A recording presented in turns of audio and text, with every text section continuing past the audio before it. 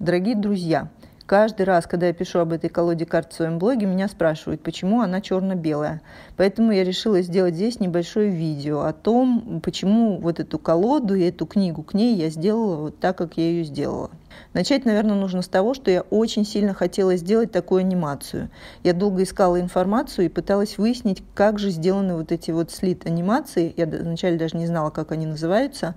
Наконец поняла и решила попробовать. В большинстве случаев такая анимация используется для детских книг. Наверное, потому что тут напрашивается, что движущиеся картинки в книге – это что-то детское, какая-то игрушка. Однако эти анимации лучше всего работают с черно-белыми картинками. Более того, чем крупнее черные пятна, тем лучше видно анимацию. И получилось, что все объекты с такой анимацией выглядят слегка мрачновато, не совсем по-детски.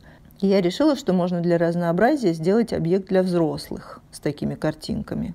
Я как раз собралась сделать колоду карт, посвященную страхам, и мне показалось, что вот это как раз подходящий проект для моего эксперимента, потому что страхи как раз вполне себе ассоциируются с чем-то темным и мрачным.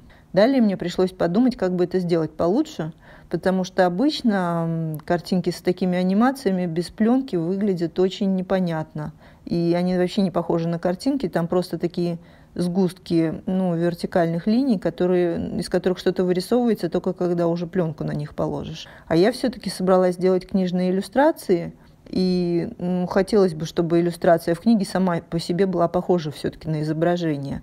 Поэтому я решила нарисовать нормальные картинки и добавить к ним такие однородные большие черные объекты.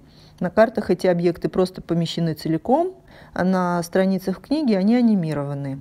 Поэтому их не видно, пока не наложишь на страницу пленку с линиями. Это тоже показалось мне символичным, потому что страхи – это тоже что-то такое аморфное, что иногда трудно описать и ухватить. Но когда в голове оформится понимание, откуда они взялись и из чего сделаны, сразу легче с ними справляться.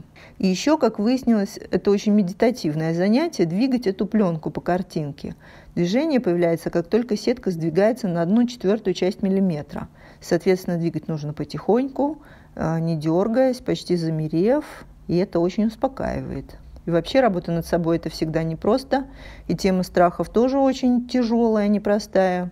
Говорят, что трудные проблемы лучше всего или легче всего разрешать через игру. Поэтому мне показалось, что это уместно здесь сделать такую книгу, в которой, с одной стороны, работаешь над очень тяжелыми проблемами, с другой стороны, делаешь это играючи. Я желаю всем приятно поиграть со своими страхами и с этой книжкой. До скорых встреч. Приходите еще. Если вам понравилось, ставьте лайки, пишите комментарии, подписывайтесь. И я надеюсь, что скоро я развлеку вас тут чем-нибудь еще.